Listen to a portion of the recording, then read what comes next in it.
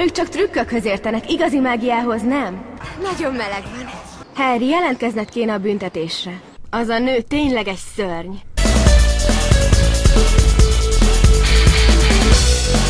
Hiszen ez a város annak a helynek a közelében van, ahol az időgép landolt. Nem gondolod, hogy eltúlzod ezt egy kicsit? Gyorsan kapcsold be a televíziót. Ez itt az új dinoszauruszotok?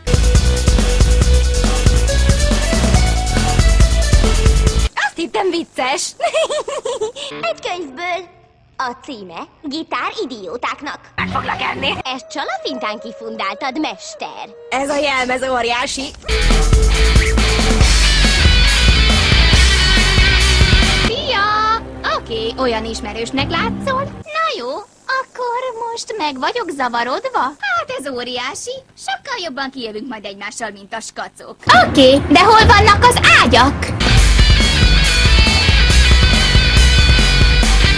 Könnyen meg lehet, hogy a te pizzafutár áruhától jöttek ennyire zavarba. Zhao El Sasuke tényleg tudja alkalmazni ezt a titkos technikát? Jól vagyok, forgószél, köszönöm. Nem is volt olyan nehéz a dolog. Gyorsan végzek ezekkel az űrőrökkel. A békebolygó addigra darabokra hullik. És az én új űrstrádám áll majd a helyén. Hallgassátok a búcsúdalt! Megy már az a nagy elefánt, mert hogy meg van hívva teára. Ne lépjetek közbe, ez csak a mi kettőnk ügye. Azt hiszem, kicsit alábecsültél. Csak kifárasztod magad.